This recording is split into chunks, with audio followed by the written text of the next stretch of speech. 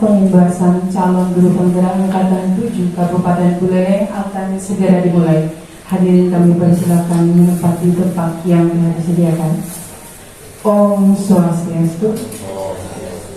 Assalamualaikum warahmatullahi wabarakatuh. Salam sejahtera dan kebajikan untuk kita semua. Yang terhormat Bapak Kepala SMA Negeri 1 Sukasada, yang kami hormati staf pimpinan SMA Negeri 1 Sukasada, yang kami hormati Bapak dan Ibu Guru perwakilan MGMP mata pelajaran tingkat sekolah yang hadir pada kegiatan hari ini. Puja dan puji syukur kami panjatkan kehadapan Tuhan Yang Maha Esa karena atas berkat rahmat dan karunia-Nya tidak dapat melaksanakan kegiatan pemimbasan modul 1 calon guru penggerak angkatan 7 Kabupaten Buleleng terkait pemahaman dan pengalaman budaya positif pada Senin 6 Februari 2023. Adapun susunan acara pada kegiatan hari ini yaitu yang pertama adalah pembukaan, kedua menyanyikan lagu Indonesia Raya, kemudian adalah doa. Acara berikutnya adalah sambutan Kepala SMA Negeri 1 Sukasada. Acara berikutnya adalah acara inti, di mana acara ini adalah pemaparan materi sekaligus diskusi. Dan yang terakhir adalah penutup. Acara pertama yaitu pembukaan telah kita lalui bersama. Acara selanjutnya yaitu menyanyikan lagu Indonesia Raya. Kepada seluruh hadirin, kami mohonkan untuk berdiri.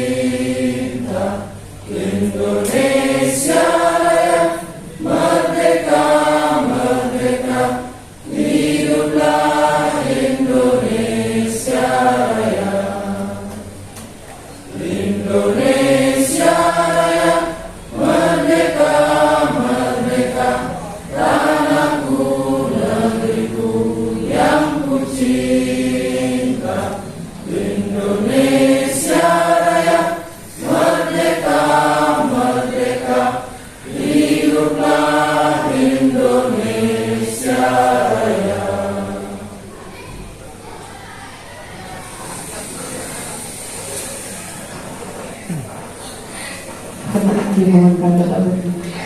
Atas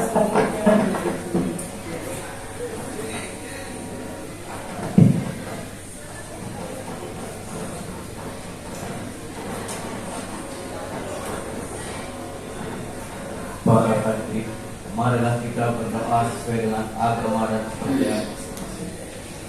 Untuk kali ini doa dibimbing dalam agama Hindu untuk meraih harap menyesuaikan. Om Mati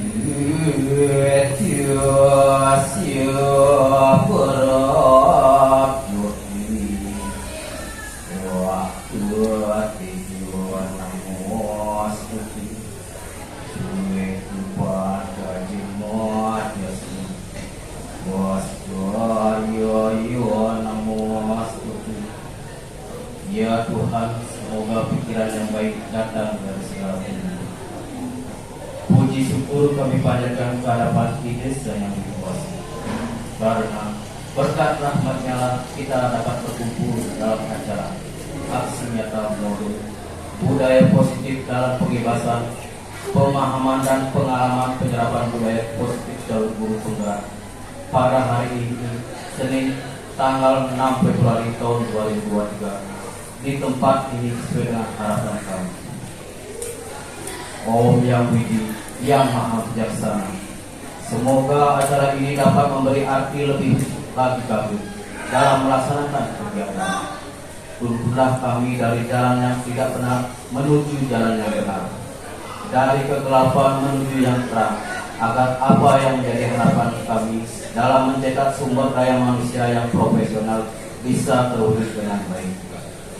Om Yang Widi, Yang Maha Pengampun, kami menyadari bahwa pikiran, perkataan dan perbuatan kami tidak semuanya sesuai dengan ajaran agama.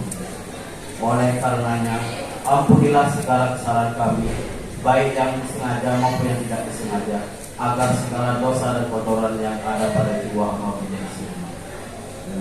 Wah Purnam Bawang, Siang Bawang, Sukang Bawang, Om Santi, Santi, Santi, Om.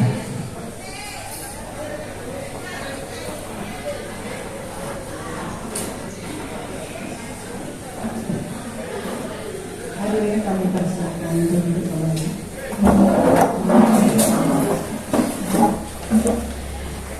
Hadirin yang kami hormati, acara berikutnya adalah sambutan dari Bapak Kepala SMA Negeri 1 Sukasada. Kepada Bapak kami persilakan. Terima kasih kepada pembawa acara. Om Swastiastu. Assalamualaikum warahmatullahi wabarakatuh. Salam sejahtera kita semua. Namo Buddhaya, Shalom Rahayu, Sansang. Ya, saya hormati staf pimpinan, Bapak Ibu Waka, yang sangat saya hormati juga teman-teman guru, Ibu Mula Tenaga Pendidikan yang hadir pada kesempatan kami hari ini. Kemudian yang sangat saya banggakan, calon guru penggerak kita Ibu Elinawati, yang pada hari ini melakukan pengibasan. Kalau judulnya pengibasan modul 1 gitu ya, betul ya. Ini mohon dikoreksi kalau saya salah. Saya kira program guru penggerak adalah suatu program yang digagas oleh Bapak Menteri kita yang baru, tentu bertujuan sangat bagus ya, menciptakan tenaga-tenaga handal yang menggerakkan segala potensi yang ada di sekolah sehingga sekolah itu bisa maju ya. Kemudian pada kesempatan yang baik ini itu saya sangat harus apresiasi dan penghargaan yang setingginya kepada calon guru penggerak kita Ibu Elinawati. Saya berharap program ini diikuti dengan sebaik-baiknya sehingga pada akhirnya nanti bisa menuntaskan. Kepada rekan-rekan kita semua yang masih punya potensi ya, silahkan ikuti jejak dan langkah Ibu Elin sehingga sekolah kita semakin banyak memiliki guru penggerak. Kalau semakin banyak yang menggerakkan, tentunya akan semakin termotivasi untuk bergerak bersama. Nah, kemudian pengibasan dilaksanakan pada hari ini.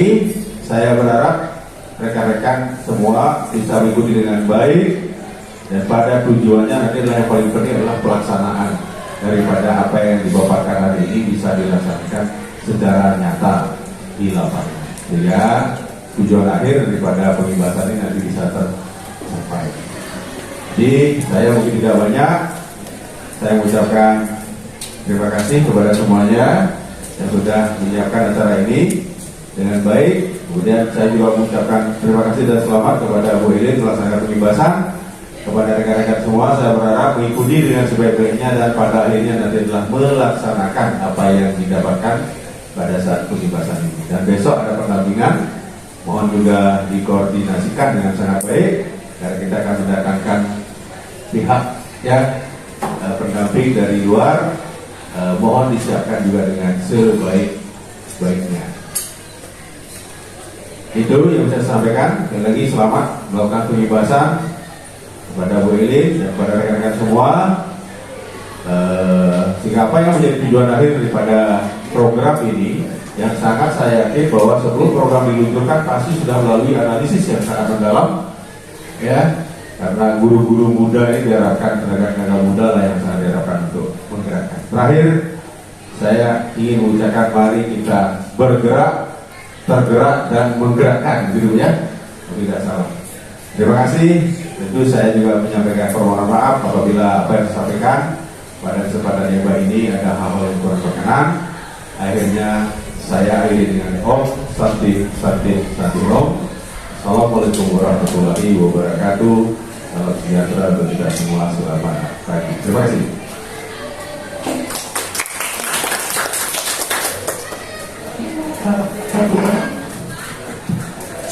Demikianlah sambutan dari Bapak Kepala SMA Negeri 1 Sukasadar. Kami ucapkan terima kasih banyak atas arahan serta sambutan yang telah diberikan pada hari ini. Semoga acara ini akan bisa berjalan dengan lancar sampai akhir.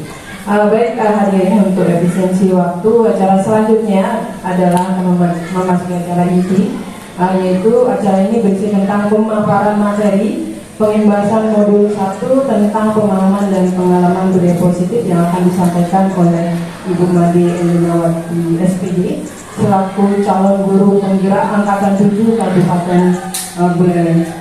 Untuk durasi nanti pemaparan materi akan diberikan waktu selama 45 menit, kemudian sesi diskusi akan berlangsung selama 15 menit.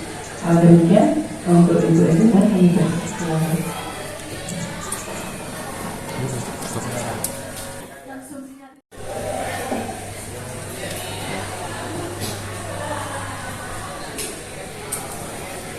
Baik, terima kasih atas kesempatan yang diberikan oleh moderator. Sebelum kita mengawali kegiatan pembebasan ini, untuk menghempaskan rasa grogi saya berdiri di depan, mari kita membiasakan salam yang memang biasa dimanyakan oleh BPJP Provinsi Bali, yaitu salam dari guru penggerak. Salamnya adalah Bapak Ibu, tergerak, bergerak, menggerakkan. Jadi tangan Bapak Ibu bisa diberikan tenaga yang kuat. Biar saya juga bisa menghempaskan kegrogian ini ya Bapak Ibu ya. Mohon dukungan selalu dan bisa mengamalkan apa yang menjadi budaya positif sebagai pemaparan dari materi tadi. Baik Bapak Ibu, kita mulai. Salam guru penggerak. Tergerak, bergerak, menggerakkan. Wah, mantap ya, semangat pagi semua. Terima kasih banyak. Baik, saya izinkan dulu mengaturkan banyak-banyak puji syukur bahwa pada kesempatan ini saya dalam keadaan dan Bapak Ibu dalam keadaan sehat sehingga bisa mengikuti kegiatan dengan sebaik-baiknya. Izinkan saya memohon maaf jika nanti apapun yang saya sampaikan itu masih perlu banyak dikaji, malah itu yang diharapkan sebagai wadah pembahasan ini dalam bentuk diskusi kajian budaya apa sih sebenarnya yang kita kenal sebagai budaya yang akan nanti nampak kepada peserta didik maupun kepada sekolah dan lembaga tercinta kita. Baik Bapak Ibu yang saya hormati, Ibu dari Pimpinan, Bapak Ibu Mapel, kita akan mengawali dengan materi dari pembelajaran di modul 1 pendidikan penggerak. Modul 1 ini adalah sebuah modul yang mana ada di sana mengacu kepada sebuah pembelajaran terkait disiplin positif yang nantinya adalah berbudaya positif yang membuat murid menjadi paham bagaimana sebenarnya mendatangkan kekuatan dirinya sendiri, bahwa hal yang positif itu berasal dari dalam diri, bukan yang namanya paksaan yang disifatkan sebagai sebuah hukuman seperti itu Bapak Ibu. Nah, tiga pernyataan ini apakah Bapak Ibu menyetujuinya? Pertama, mendisiplinkan mendisiplinkan murid dengan hukuman. Murid harus dipaksa dulu, baru nanti murid akan terbiasa. Saya juga selama kurang lebih mengawali karir mendidik anak-anak, awalnya saya adalah ibu yang suka menghukum, dan sekarang pun mulai menyadarkan diri bahwa kalau menurut saya kalau dipaksa anak-anak zaman sekarang malah nakal. Ya. Kemudian yang kedua, pemberian hukuman dengan hal positif dapat mendisiplinkan murid. Itu pernyataan kedua. Pernyataan ketiga, memberikan penghargaan dapat meningkatkan motivasi belajar murid. Jadi saya mohon Bapak Ibu berdasarkan cara yang manakah Bapak Ibu setujui antara pernyataan 1, 2, dan 3 yang ini sudah membudaya atau pernah kita lakukan Bapak Ibu. 2 dan 3. Berarti yang pertama sudah tidak. Ketiga-tiganya pernah kita lakukan Bapak Ibu. Sering, yang mana yang sering? Yang 1. Ya, itu awalnya. Baik. Pernyataan ini yang diharapkan nantinya adalah memberikan penghargaan sudah memang tidak bisa juga. Artinya dia akan mendapatkan reward jika melakukan sesuatu yang begitu berbeda. Yang kedua, memberikan hukuman dengan hal positif dapat meningkatkan disiplin. Ini masih perlu dipertahankan. Tapi sifatnya dengan hal positif. Artinya apa ranah materi yang kita ajarkan itu yang dibawa untuk memberikan sebuah pendisiplinan. Tetapi yang pertama Bapak Ibu, mendisiplinkan murid dengan hukuman. Murid harus dipaksa. Itu yang sekarang mulai harus dipelajari bersama. Jadi bagaimana caranya kita untuk tidak memaksa.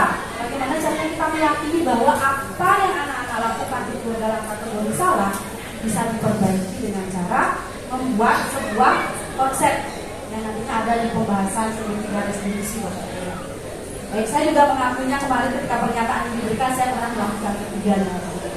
Ketika memang ada kegiatan pembelajaran yang sifatnya praktik, bukan di bahasa Indonesia, di zaman saya di tempat mengajar menyiapkan kamar tamu, saya pernah memproses siswa saya dengan supplier yang ada di sebelah saya, karena tidak paham yang mana dipakai membersihkan kaca. Jadi itu yang memulai di modul 1 memulai membangkitkan diri kita bagaimana kita menyadari bahwa mendekati karakter peserta didik di zaman sekarang sudah mulai dengan pendekatan yang bersifat manajer, manage anak-anak. Ya, konsep utama modul budaya positif yang dipelajari di modul 1 oleh calon guru penggerak. Yang pertama adalah perubahan paradigma belajar. Artinya mengubah sesuatu yang sudah biasa kita lakukan. Kemudian ada disiplin positif, memahami apa kebutuhan dasar manusia. Jadi kita melihat anak-anak kita sebagai seorang manusia yang memiliki kebutuhan dasarnya masing-masing.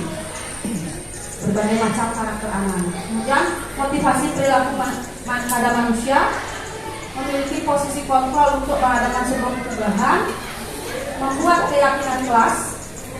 Yang terakhir adalah cara mengatasi dengan pola manajemen segitiga distribusi. Itu yang ada di modul pertama.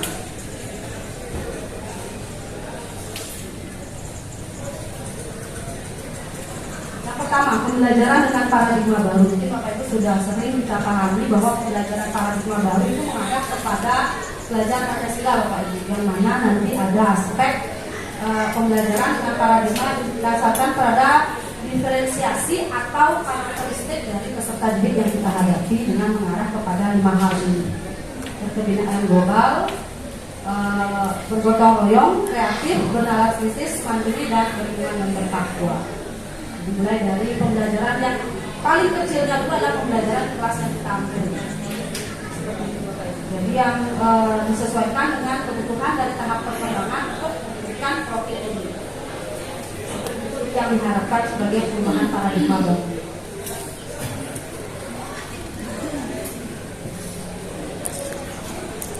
Baik, sebelum saya lanjut ke slide berikutnya, makna disiplin sebelum menjelaskan tentang disiplin positif. Makna disiplin menurut Bapak Ibu apa? Disiplin pembelajaran. Apakah anak-anak duduk, tenang, sikap sempurna, tidak bergerak? Atau anak-anak memiliki sebuah kesepakatan di dalam kelasnya dan ditaati oleh anak-anak tersebut? Mungkin salah satu. Ya Ibu? memiliki kesepakatan, bukan duduk sikap. Bukan. Ya, bagus. Bagus ya, paham. Ya, disiplin positif.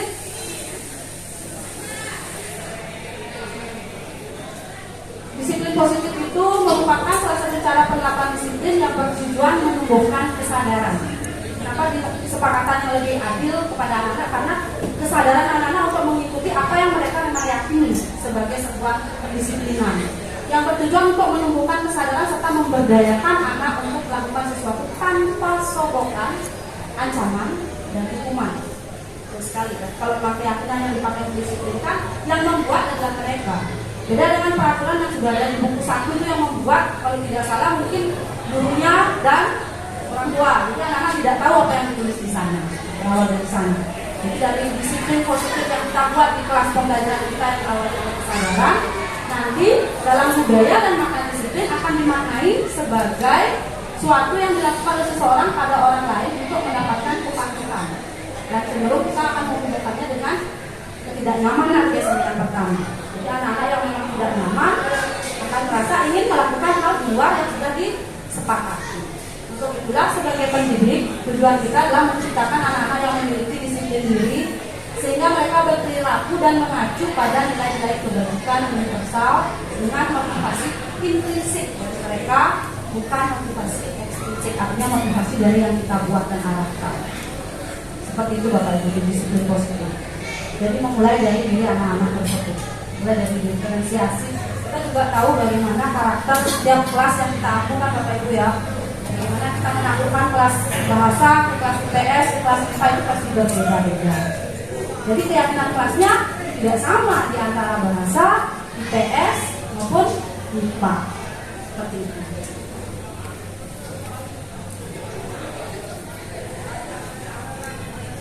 Ya, kebutuhan dasar manusia yang seperti tadi saya jelaskan di awal. Jadi Bapak Ibu mulai dari mungkin asesmen diagnostik nanti bisa dibantu oleh staf nantinya ketika memang kita akan mengadakan secara keseluruhan. Bagaimana kita bisa tahu bahwa ada anak-anak kita yang kenapa dia bertindak seperti karena dia ingin mengisi kebutuhan hidupnya itu bertahan hidup. Ada mungkin anak-anak kita yang sangat sering membuat perhatian yang khusus karena dia adalah anak-anak yang ingin mendapatkan kasih sayang dan ingin memiliki rasa diterima. Sehingga ada hal yang sering rutin dilakukan untuk menarik rasa kasih sayang dari guru-guru dan teman-teman. Ada penguasaan, kebutuhan dasar penguasaan, ada kebebasan dan kesenangan. Ada tipe kebutuhan dari manusia. Semua orang memiliki sasaran apa yang harus saya butuhkan di kesempatan ini. Akan berbeda-beda di setiap harinya pastinya.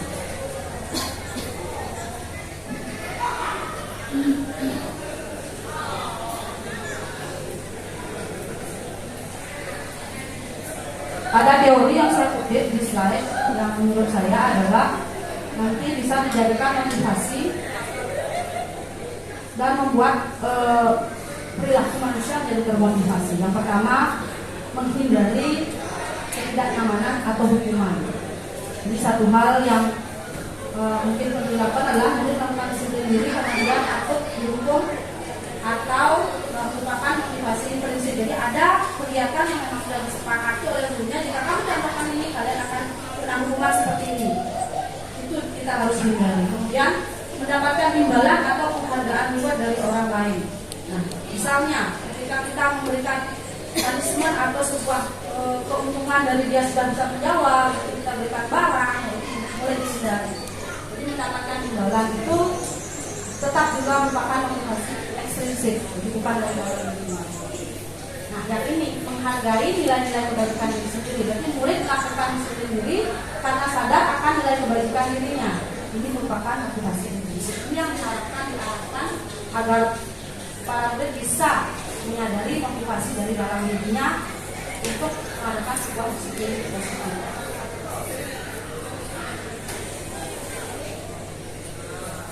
Dalam modul 1 ini, konsep disiplin dengan identitas gagal itu ini kategorinya.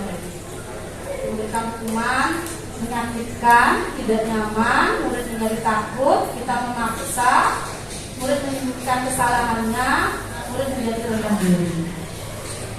Kemudian memberikan penghargaan, Kenapa dianggap gagal oleh pembeli ini? Itu tidak efektif, merusak hubungan, adanya iri hati di antar sesama, menghukum dengan sistem ranking, merampas hak menghargai dirinya.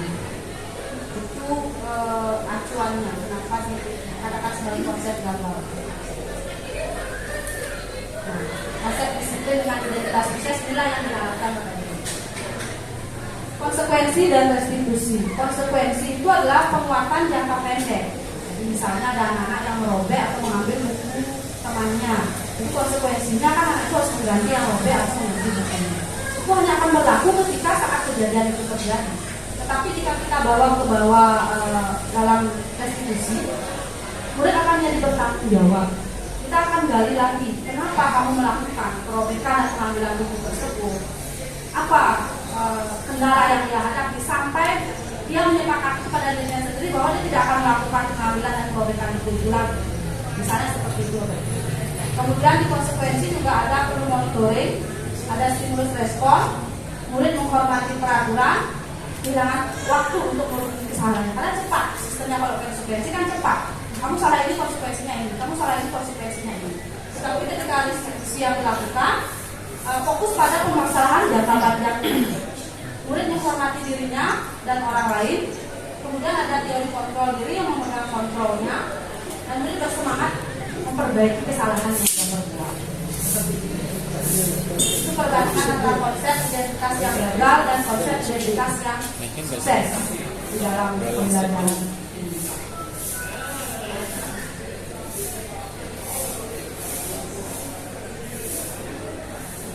Tadi saya sempat bagikan beberapa modul yang memang saya sudah download. Itu saya kaji menjadi konsep seperti ini di dalam slide. Yang pertama, pengertian restitusi. Restitusi adalah menciptakan kondisi bagi murid untuk memperbaiki kesalahan mereka sehingga mereka bisa kembali pada kelompok mereka dengan karakter yang lebih kuat. Jadi anak-anak diharapkan mampu menciptakan kondisi bagi dirinya sendiri terhadap kesalahan yang mereka lakukan. Ciri-cirinya adalah bukan menembus kesalahan namun belajar dari kesalahan. Nah, kita bisa menggali kesalahan itu awal masalahnya dari mana. Memperbaiki hubungan merupakan tawaran bukan paksaan, jadi kita menawarkan apa yang akan dia lakukan untuk memperbaiki kesalahan tersebut. Menuntut untuk melihat ke dalam diri, melihat dirinya sendiri sebagai makhluk atau sebagai manusia yang memang memiliki hal positif yang perlu mereka banggakan. Mencari kebutuhan dasar untuk apa yang mendasari tindakan akan mereka lakukan. Fokus pada karakter dan menguatkan fokusnya pada sebuah solusi yang akan diberikan. Itu untuk ciri-ciri restitusi. Sebenarnya yang diharapkan adalah dalam modul ini bagaimana kita bisa mengenali siswa kita awalnya, kemudian jika ada permasalahan bagaimana kita menyelesaikannya dengan konsep disiplin yang mengarah kepada restitusi. Seperti itu. Perbedaannya, saya berikan contoh kasus seperti ya. Siswa yang sering tidak mengerjakan PR, nah itu yang terjadi di aksi nyata saya di modul 1.4 karena dengan keterbatasan waktu pada saat sudah pembagian rapor pas modul 1.4, jadi saya menggunakan skenario dengan anak-anak yang tidak mengerjakan PR karena mengikuti event futsal. Yang pertama, ketika biasa saya juga kalau ada buat PR saya suruh keluar, kerjakan keluar rangkap 2 gitu, seperti itu ya. Saya suka kadang sampai rangkap 10 itu juga punya aksi-aksi yang lainnya karena menghadapi siswa yang berbeda-beda, aksi kita kadang berbeda. Mungkin diawali dengan keliling koridor untuk berlari, sudah capek terus kita suruh nyalin lagi tugas yang tidak dia bawa. Nah itu adalah penyelesaian dengan hukuman. Guru menghukum siswa yang tidak mengerjakan PR dengan berdiri depan kelas selama jam pelajaran. Guru marah dan murid menjadi takut. Kemudian ketika dikonsekuensikan, diberikan konsekuensi, guru memberikan konsekuensinya dengan mengerjakan PR pada saat jam istirahat atau mengerjakan PR 2 kali lipat. Ini kebiasaan saya dulu, 2 kali lipat, 3 kali lipat. Terus guru tegas dan itu menghormati peraturan. Ini konsekuensi sifatnya dari pendek dia, masih boleh diterapkan tapi pendek, tidak membentuk program yang membuat disiplin positif dari internalnya dia. Ini masih eksternal. Nah, ketika restitusi ini perlu proses yang agak lama menyelesaikannya. Kita kan kebanyakan, saya akui juga dalam diri saya, kita ingin cepat kan selesai. Apa masalah yang dihadapi jam pelajaran kali ini?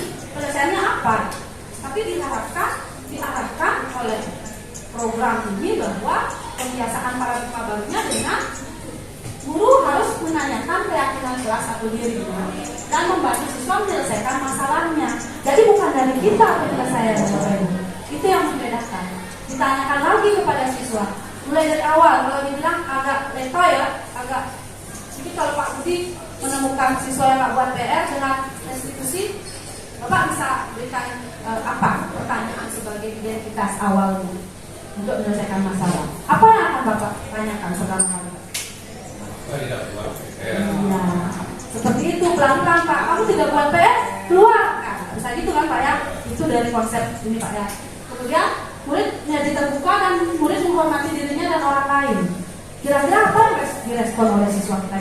Ketika kita bertanya dengan nada seperti tadi Pak Budian, mana Pak? Tadi Pak? Kenapa?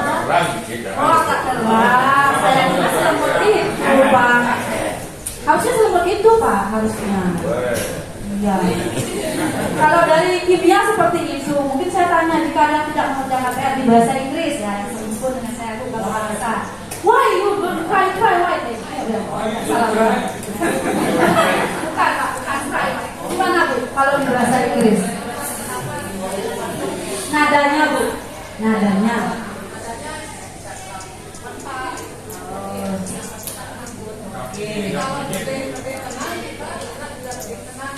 Iya, di antara itu ampu di kelas apa saja Bu Indra? Dari bahasa, di MIPA juga Bu ya. Perbedaan di bahasa dan di MIPA nadanya Bu. Iya.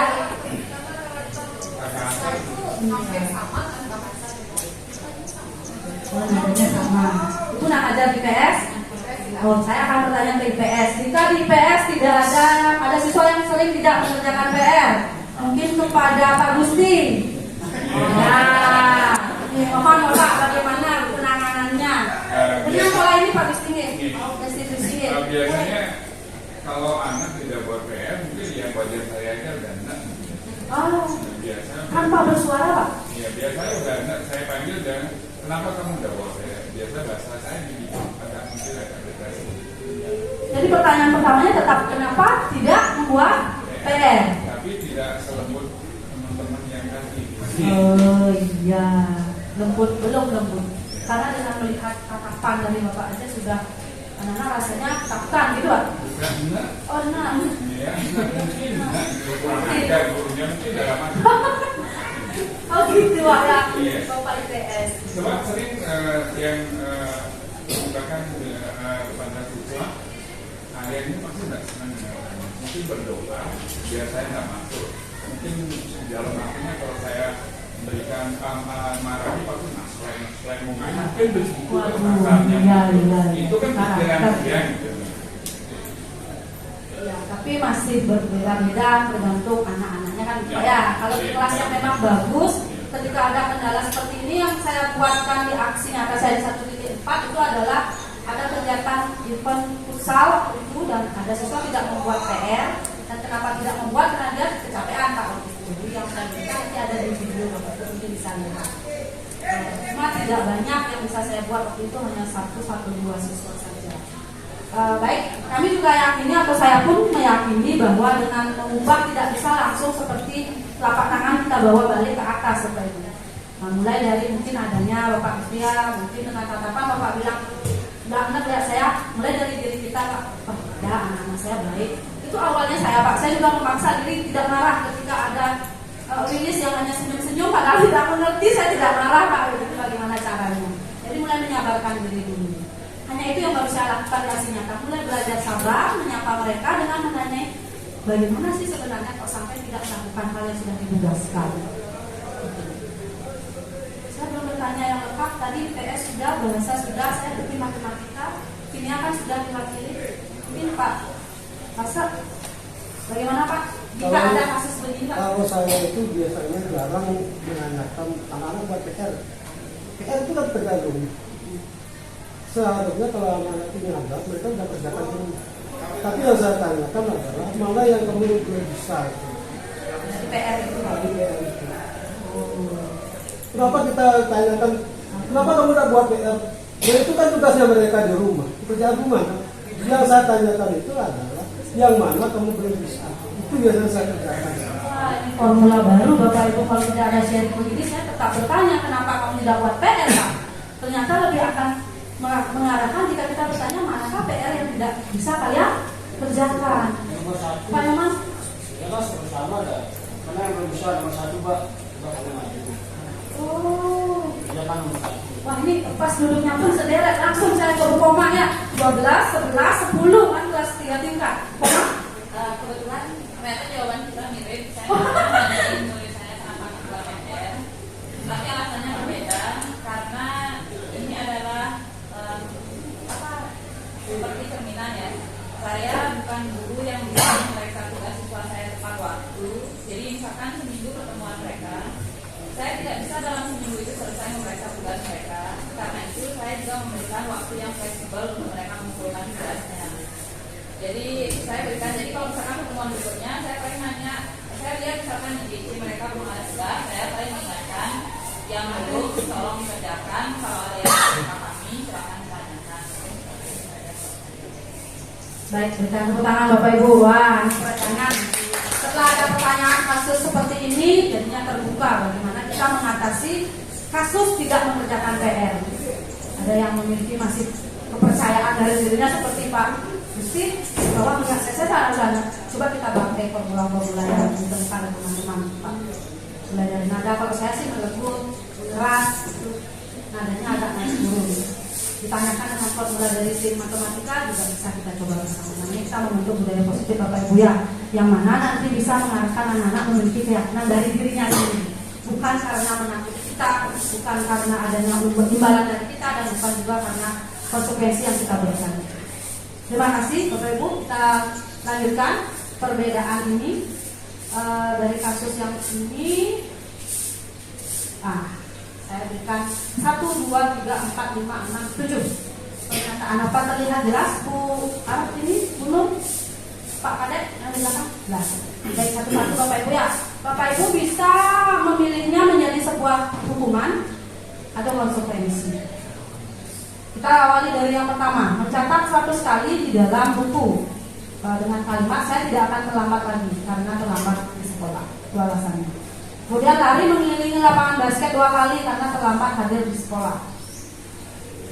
Kita mulai dari yang pertama, Bapak Ibu. Yang pertama termasuk hukuman, mungkin dibaca sampai ke 6, yang mana hukuman, yang mana konsekuensi.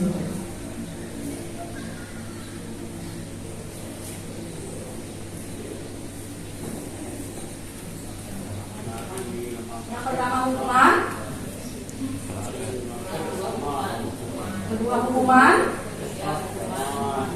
Jadi dalam 1, 2, 3 diibaratkan sebagai apa? Dipilih sebagai hukuman karena fisik kan Bapak Ibu ya. Nah, yang keempat mengganti kertas teman yang coret-coret, konsekuensi. Membersihkan tumpukan air, meminta murid tidak menggunakan sepatu seharian. Hukuman apa konsekuensi? Sebelum saya buka slide jawabannya. Hukuman. Lari mengelilingi lapangan basket 2 kali karena terlambat 10 menit untuk pelajaran PJOK. Konsekuensi. Ya, karena ya, yang pertama hukuman, pas ya dengan analisa kita semua. Hukuman juga, yang ketiga hukuman. Jadi hukuman dari ketiga pernyataan ini sudah dipastikan adalah sebuah fisik Bapak Ibu ya. Fisik yang dilibatkan sebagai sebuah kesalahan yang nantinya dibalas dengan hukuman fisik. Nah ini konsekuensi, betul Bapak Ibu. Membersihkan tumbuhan juga konsekuensi. Yang ini hukuman, yang terakhir adalah konsekuensi karena sifatnya di pembelajaran PJOK. Jadi dengan jawaban Bapak Ibu yang seragam, meyakinkan, saya yakin materi ini sudah sangat bisa kita gunakan sebagai pengamalan untuk pembentukan budaya positif.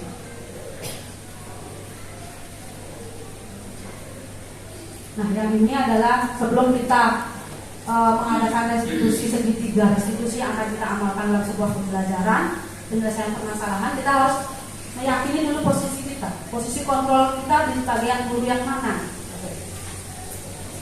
Penghukum, pembuat rasa bersalah, kita adalah guru yang sebagai teman, kemudian pemantau, dan yang kelima, manajer. Ya, seperti yang saya sampaikan di awal, harapannya dari pendidikan guru penggerak ini adalah kita mampu sebagai guru yang sebagai manajer. Tapi posisi saya ini Pak, kemarin saya yakin bahwa saya menganggap anak-anak itu teman, ternyata itu masih tidak benar. Terlalu dekat dan menganggap teman, jadi tidak ada ini. Harusnya Bapak Ibu harus bisa menjadi pemantau. Ini yang masih boleh Bapak Ibu. Kemudian memanajer anak-anak. 1, 2, 3 mulai dinyatakan. Begitu. Bagaimana caranya kita mengenal? Kita kenali diri sendiri dulu. Saya itu yang mana? Kalau saya jelas itu boleh. Nanti ketika saya di hal yang kedua, saya akui saya sebagai guru sifatnya teman, masih banyak kesana arahnya. Mulai, akan lihat, gue harus mulai dari pemantau.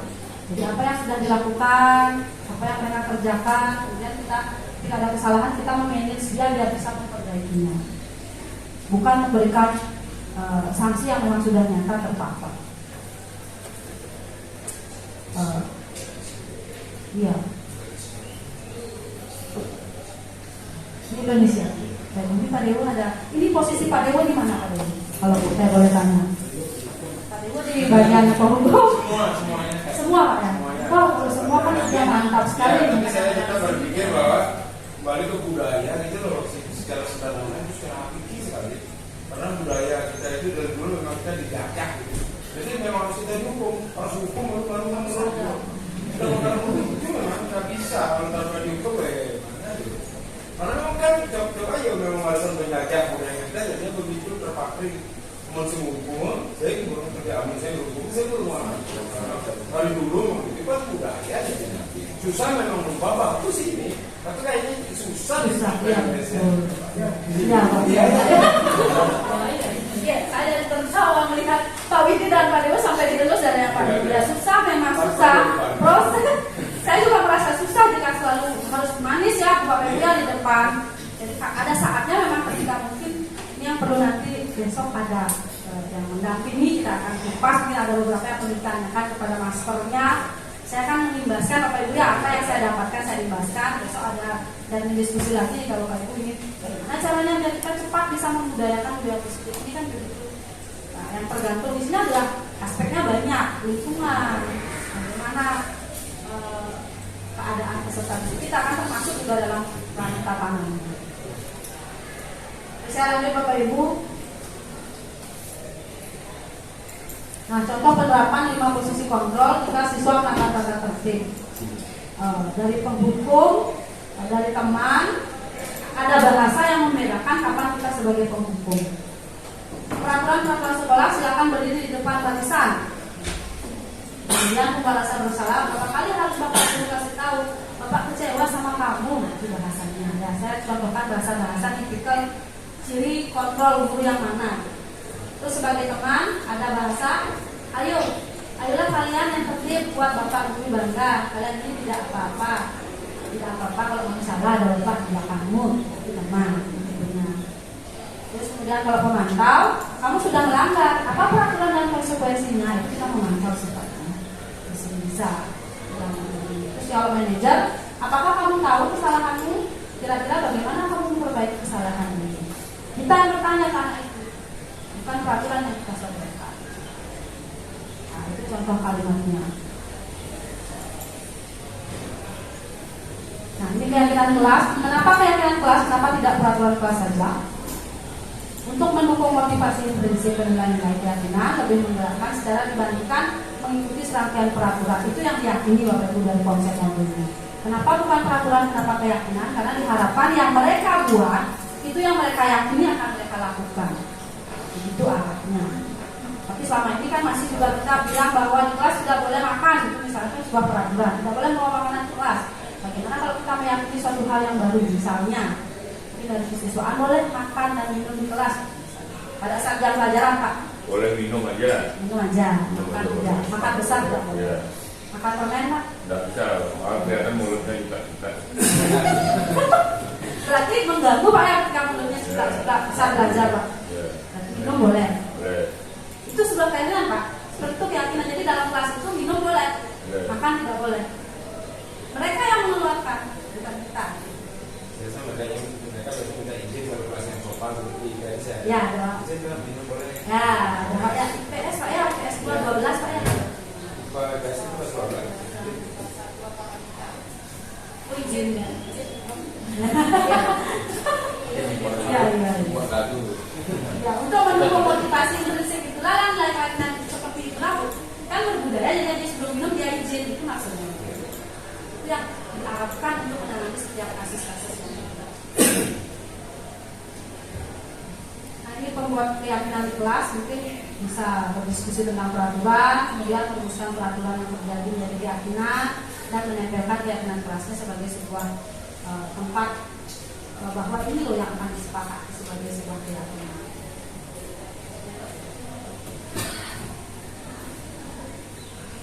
Bagaimana membentuk keyakinan kelas Bapak Ibu? Lebih abstrak itu artinya lebih bisa diubah-ubah dibandingkan dengan peraturan sesuai dengan kondisi yang dibutuhkan. Sedikit saja, jangan banyak-banyak dulu. Yang empat, tiga keyakinan yang harus dibudayakan berupa pernyataan yang universal. Sejak belakang izin, sejak umum izin. Kalimatnya simpel dari anak-anak untuk diyakini dilakukan di setiap kegiatan pembelajaran kita. Dibuat dalam bentuk positif, jangan kalimat tanya, kemudian sesuai dengan kondisi kelas dan sekolah agar mudah diterapkan. Itu yang diharapkan di modul pertama. Jadi Bapak Ibu mulai membantu juga membudayakan keyakinan, dibuat dan diterapkan. Itu yang diyakini oleh anak.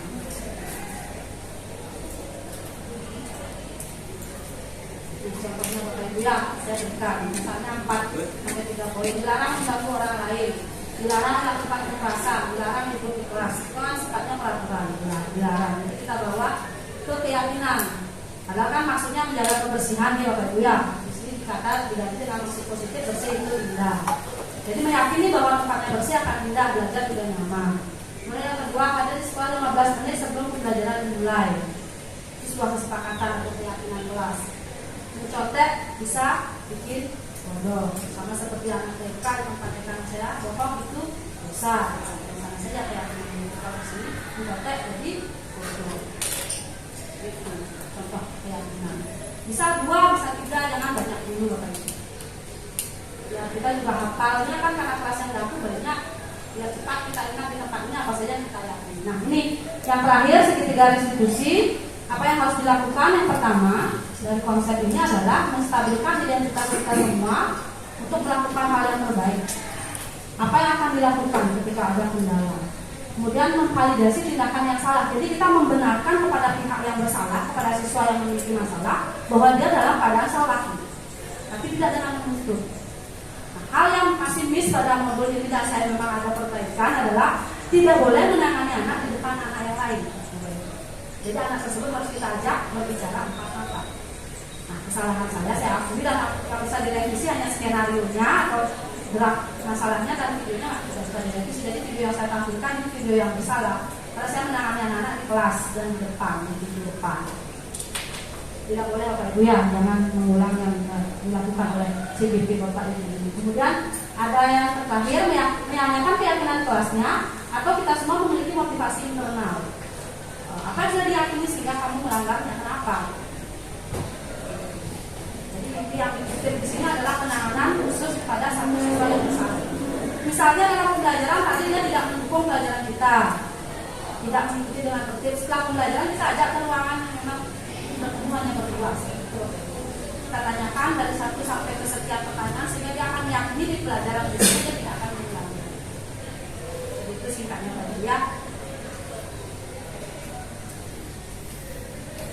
Yang terakhir saya berikan aksi nyata yang saya lakukan.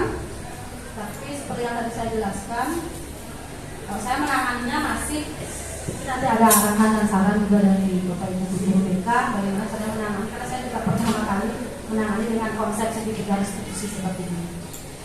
Mohon disimak. Bisa saya masih punya waktu untuk 5 menit lagi kalau masih 10. Oke.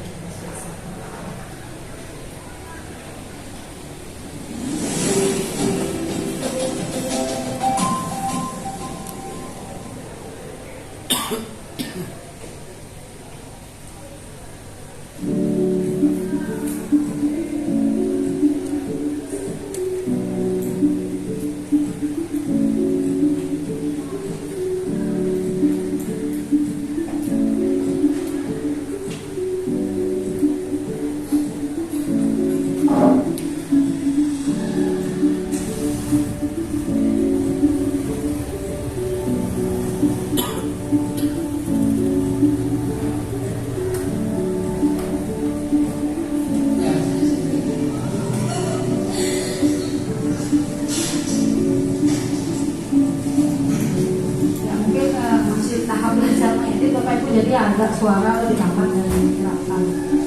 Ini yang dimaksudkan masih miss konsep saya karena saya menangani Andika tidak membuat PR untuk menangani hal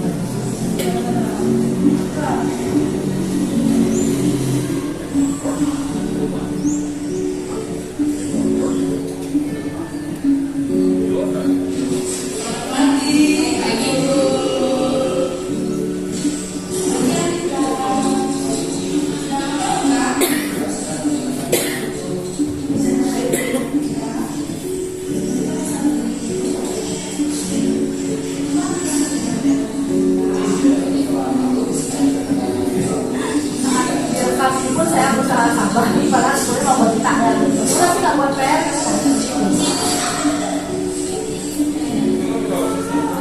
Awak itu belum. Sekarang belum.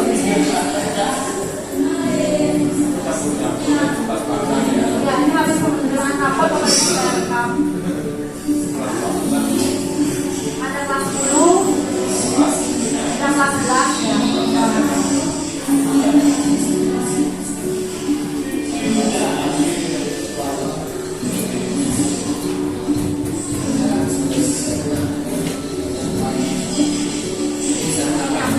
Wawancara yang seperti ini harusnya saya mau ngajak Andika ketemu khusus seperti itu.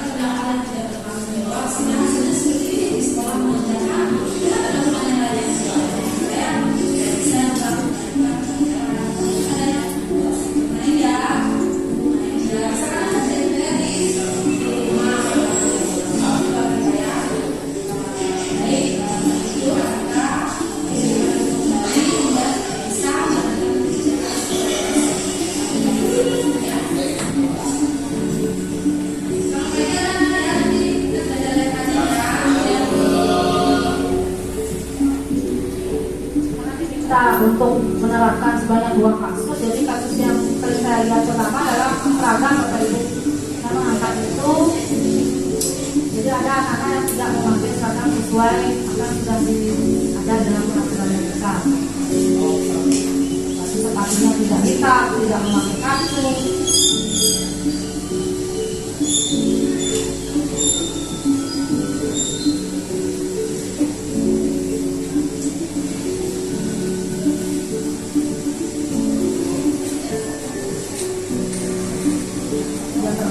Tidak lengkap.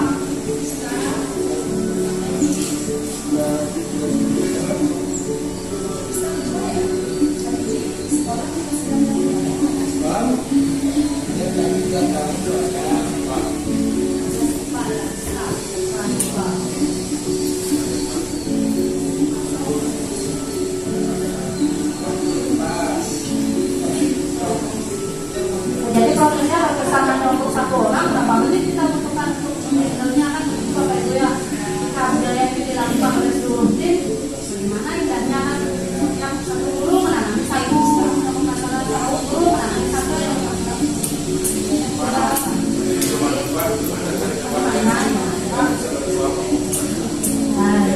yang dipanggil khusus di ruang BK. Itu Bapak Ibu BK yang bisa memfasilitasi. Tapi yang membawa kan tetap guru yang menemukan kesalahannya Bapak Ibu. Tetap, tapi tempatnya tidak di BK. Bagaimana Bu? Kita kan yang berkuasa.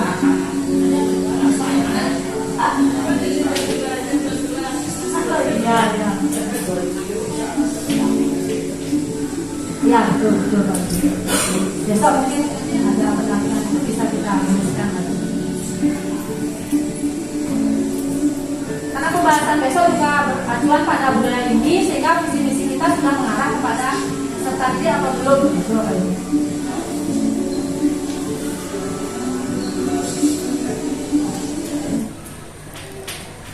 Baik, saya potong karena kualitas suara yang tidak terdengar cuma di kajian musiknya yang lebih besar. Nanti akan lebih berlatih lagi dengan Pak Lurah Halid bagaimana mengedit sebuah video yang bagus seperti itu. Baik Ibu, terima kasih banyak Bu Moderator. Saya kembalikan waktunya dan itulah tadi penyampaian dari saya Bapak Ibu. Saya kembalikan kepada Moderator. Baik, terima kasih kepada Ibu Madia Linawati. Tapi tepuk tangan dulu buat Ibunya. Begitu banyak pemaparan materinya yang lumayan positif. Tapi mungkin perlu juga dikaji kembali ya. Perlu ada diskusi dan kami buka diskusi selama 15 menit. Mungkin kita buka satu sesi dulu Bu ya untuk 3 pertanyaan bagaimana? Oke, silakan Bapak Ibu yang ingin menanyakan sesuatu terkait materi yang sudah disampaikan sebelumnya. Kami persilakan.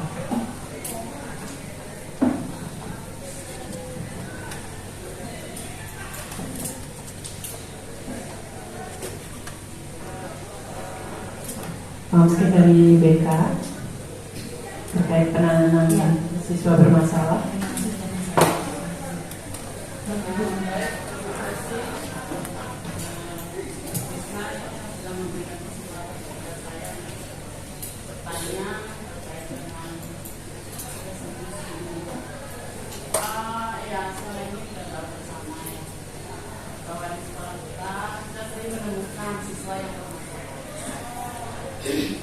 Dan cara penanganan kita juga berbeda-beda. Kalau saya di DKI itu kan paling sering itu anak-anak tidak membuat PR, anak-anak tidak masuk kan. Nah itu yang sering saya dapatkan. Walaupun sebenarnya saya dalam penanganan siswa saya itu dalam penanganan siswa tersebut ya, saya sudah berusaha melakukan apa yang seperti anjurannya ini di restitusi dan tidak pernah artinya langsung memponis anak-anak kan, tidak seperti itu enggak. Pasti saya tanyakan apa masalahnya sehingga kami bisa seperti ini. Seperti misalnya dia tidak masuk, ada masalah apa? Kenapa kamu sering tidak masuk? Kenapa kamu apa? Yang seharusnya misalnya dia tidak masuk itu apakah ada acara? Itu kan ada aturan-aturan di sekolah saya. Seharusnya dia itu mungkin membuat surat izin berencana, atau mungkin ketika dia sakit dia harus mencari surat keterangan. Kenapa harus apa? Jadi saya tidak langsung bersikap keras tetapi saya menanyakan di sana mungkin ya anak-anak dengan berbagai macam alasan sehingga saya sampai akhirnya dia harus membuat surat pernyataan. Namanya surat pernyataan itu kan sudah langsung dari dirinya sebenarnya. Tapi ternyata hal itu juga akan diulang berkali-kali sampai kita itu bahkan kadang kewalahan. Dengan cara apa ya saya harus pendekatan sama anak ini? Mungkin ya para wali murid sering tahu ya kita itu berusaha mati-matian untuk memperbaiki anak ini. Saya itu sebenarnya sudah berusaha untuk bersikap sabar sama mereka dengan berbagai macam pendekatan lah. Tapi anak-anak yang bandel terutama ya seperti contohnya Januari nih yang kita tahu ya kasus ini. Saya sudah sampai pendekatan dengan orang tua. Saya panggil berkali-kali dengan wali tuan. Membuat surat pernyataan juga tidak terlihat. Padahal dengan cara restitusi ini pun anak itu masih tidak mempan. Anak ini pun dia tidak masuk. Itu kan kita kehilangan akal. Berapa lama ya kita harus menyelesaikan ini? Itu Bu Elina. Ya, walaupun mungkin sebenarnya bagus ini diskusi, tetapi harapan kita kan perubahan ya karena itu adalah proses. Makanya saya sering jangan meminta perubahan itu dari kita baru sekali ngasih tahu besok itu Pak biar anak ini harus berubah, nggak bisa. Jadi itu perlu proses. Bahkan mungkin itu setahun belum tentu. Tetapi paling tidak anak yang tadinya misalnya dia itu kenakalannya itu 100% ya kita nilai 100%. Dia berubah menjadi 80% pun itu sudah suatu hal yang baik. Makanya saya kira ini adalah satu hal yang penting. Tapi kita mulai dengan dengan cara-cara seperti ini, saya kira sangat bagus sekali. Tapi itu bisa semua, jangan sampai ya kita berlaku bersama. Seperti contohnya juga tadi ada di filmnya itu ya, ketika Bu Elina itu menuntut siswa yang pernah datang. Jangan hanya satu orang dulu aja. Ayo di depan itu ada berapa orang bahkan guru yang lain yang itu datang saja, duduk bersama atau berdiri bersama di depan untuk memeriksa siswa. Ya, saya kira itu lebih efektif. Jadi kita tidak bisa melakukan itu sendiri. Karena kita sudah melakukan seperti Bu Alina sudah melakukan restitusi ini, tetapi yang lainnya enggak. Itu susah jadinya Bu Alina. Jadi kalau kita lakukan bersama-sama, semua punya tugas seperti ini, saya kira ya bagus. Demikian Bu Alina. Baik, terima kasih Bu Kompiang. Sepertinya kalau Bu Kompiang bukan pertanyaan, lebih ke saran ya. Bahwa sudah banyak sekali keluhan siswa ya Bu Elina yang sampai ke tim BK, dari mulai sederhana sampai yang kompleks gitu. Dan Bu Kompiang sendiri dan tim mungkin sudah menjalankan restitusi ini mungkin lebih gitu ya Bu ya. Dan ternyata ibunya menyarankan bahwa perlu ada kolaborasi gitu ya, tidak hanya satu orang tapi kalau bisa semua orang menjalankan dalam satu itu. Baik, terima kasih Bu. Mau tanggapi Bu terkait itu? Apa kita penanya kedua dulu atau bagaimana? Oke. Baik, kita akan sesi pertanyaan dulu, nanti ditanggapi sekalian. Bapak Ibu guru yang lain mungkin? Wali mungkin terutama ya, yang punya kelas-kelas yang agak ini, agak bersahkan gitu mungkin ya. Silakan, oke, Bapak, Ibu, atau siswa ada masalah mungkin? Terima kasih Bu. Jadi berbicara masalah keyakinan tadi sampaikan ini ya, rasanya bagaimana ya? Karena dimanapun rasanya semua ada aturan. Nah, aturan itu tentunya dibuat dengan beri contoh, aturan lalu lintas dan sebagainya. Kalau aturan di sekolah kan kita punya data tertib sekolah. Meskipun itu nanti pasti sudah kita dan buat kita dan anak-anak ya yang dimenangkan kan. Jadi selanjutnya ini bukan berdasarkan keyakinan. Nah, bagaimana nanti kalau keyakinan itu kita terapkan, tentunya data tertib sekolah ini tentunya nanti bisa jalan. Nah itu yang kita ya. Baik, terima kasih Pak Budi. Jadi Pak Budi lebih menekankan bahwa di setiap lingkungan ada kebijakan yang biasanya diciptakan secara sepihak dan tujuannya pasti mengakibatkan orang yang ada di lingkungan tersebut. Gitu Pak ya. Jadi tadi bagaimana Bu ya, saya agak kurang menurut Bapaknya. Mungkin bisa ditanggapi langsung itu ya, karena waktu terbatas ya. Baik, terima kasih Bu Risna. Untuk yang pertama, benar sekali, terima kasih Kompiang. Itu yang sebenarnya diharapkan. Kenapa saya slide kedua saya bisa kata-kata seperti itu. Mari kita belajar bersama, berkolaborasi, saling mendukung dan bergerak bersama-sama untuk memberikan disiplin positif pada diri. Itulah yang kali ini saya inginkan Bapak Ibu. Artinya hal kecil yang dimulai dari hal kecil dari diri kita sendiri sebagai guru mata pelajaran, sebagai sebuah positifnya kita mengubah anak-anak dengan cara teori restitusi ini. Memang nggak terjawab di semester genap, ya semester tidak, nanti akan berubah Bapak Ibu. Kita yakini saja diawali dengan hal yang kecil, nanti lambat laun akan menjadi budaya positif yang benar-benar bisa terwujud dengan besar. Jadi mari semangat bergerak bersama mengatasi permasalahan siswa. Jangan dulu kita jengkel, mangkel, langsung mempunishment anak itu udahlah mempaskan itu misalnya, udah eliminasi. Kita sabar dulu Bapak Ibu. Itu terima kasih dukungannya Ibu. Nanti kalau memang sudah restitusi ini sudah dilakukan sebagai penanganan di BK, alangkah bagusnya juga kita bisa terus menggunakannya di setiap guru masing-masing individu. Nah, kemudian yang kedua, betul sekali Pak Bapak Budi, saya juga pernah menanyakan itu karena ketika membuat peraturan jelas anak-anak tidak ada. Nah, nanti bagaimana caranya jika peraturan yang akan dibuat itu diawali oleh keyakinan yang akan dibuat oleh orang tua muridnya. Jadi di rapat komite diyakini apa saja yang ingin dibentuk anaknya menjadi seperti apa yang akan diturunkan menjadi sebuah peraturan. Jadi dia bersinergi antara yang sudah diyakini dengan peraturan yang dibawa ke sebuah tata tertib itu jadinya. Jadi tidak meninggalkan, tetapi kita mengawalinya dengan meyakini hal yang akan dibentukkan ke anak-anak yang dipikirkan mendapat pendidikan di sini seperti itu, Pak.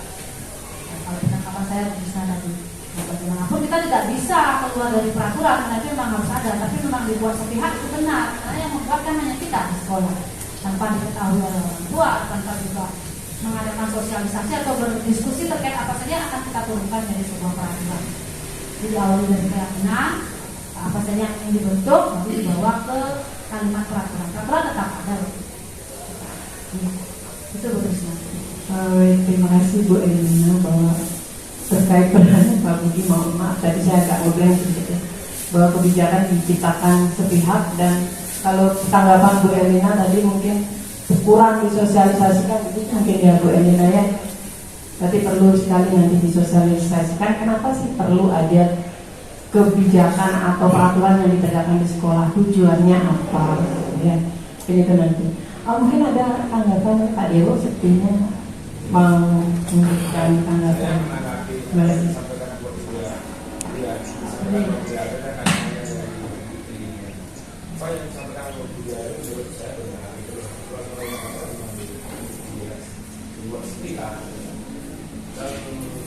Kalau di sekolah, maka saya jadi siswa, jadi kata-kata yang ada di sekolah ini dilihat dibuat sekolah dengan biaya tertentu, tapi padahalnya maka yang sosialisasikan itu, makanya ada buku saku dulu anak-anak bawa buku saku, dari buku saku itu anak-anak mau baca, kemudian dari buku saku itu kemudian orang tuanya tahu itu ada aturan-aturan seperti itu sebenarnya bukan sosialisasikan.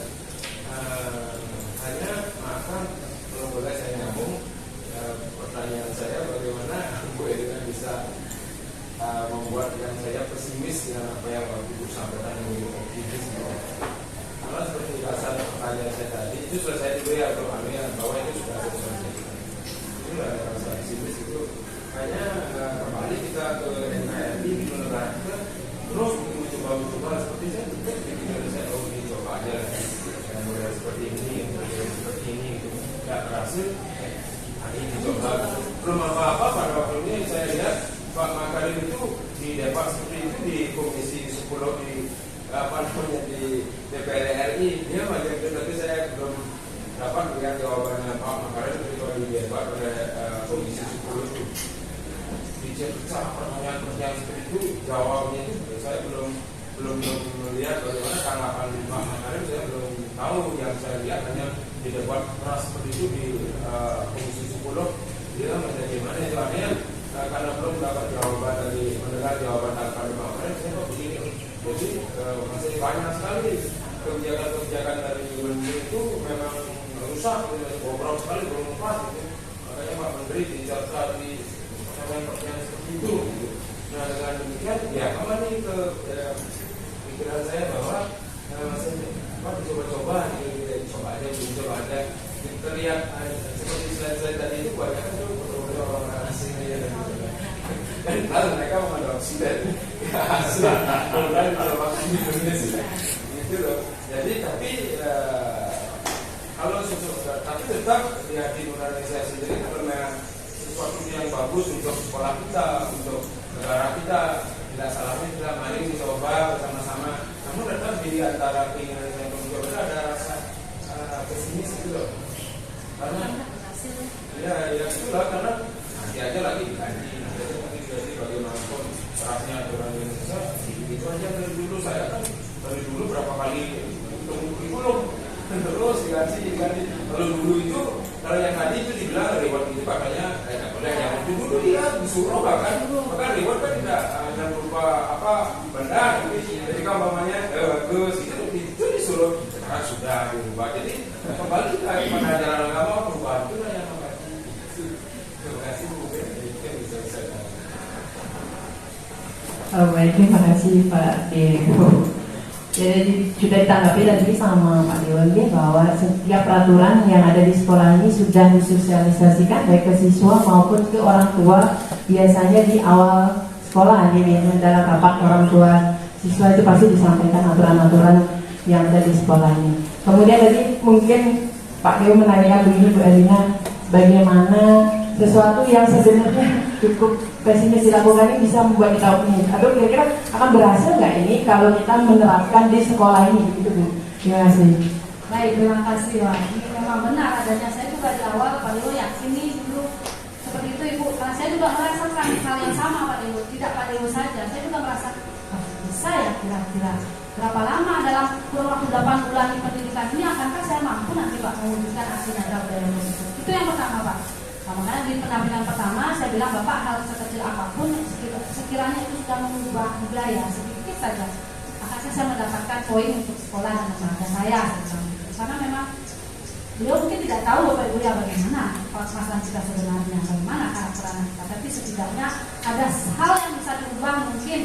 Kalau saya fokusnya belum Bapak Ibu ya, besok pembahasan visi nanti akan saya difokuskan di bagian mana. Mungkin yang pernah saya buat di visi prakarsa perubahannya adalah pembelajaran yang mulai dengan ilmu teknologi Pak.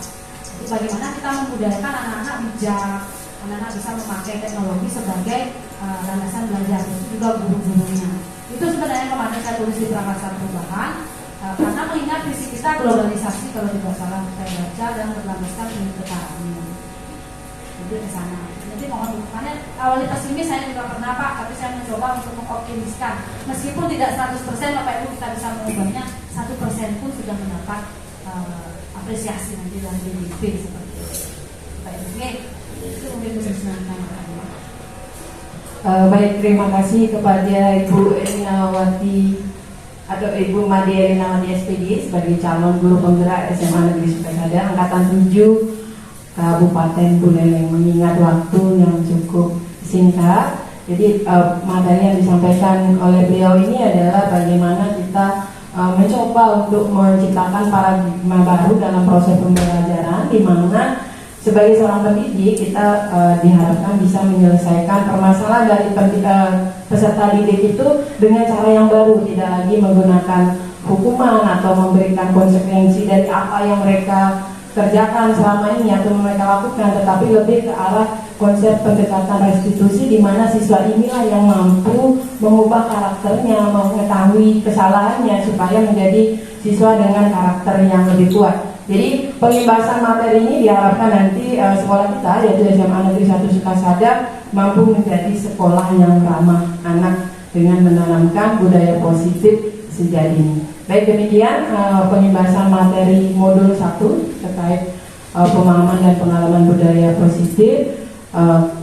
Terima kasih sekali lagi untuk Ibu Elina dan terima kasih untuk para hadirin sekalian, Bapak dan Ibu guru yang sudah senantiasa setia mendampingi Ibu Elina dalam proses calon guru penggeraknya. Baik, acara saya tutup dengan parameter Om Santi Santi Santi Om. Assalamualaikum warahmatullahi wabarakatuh. Salam sejahtera bagi kita semua. Terima kasih Bapak Ibu. Kasih konsumsi silakan dibagikan. Konsumsinya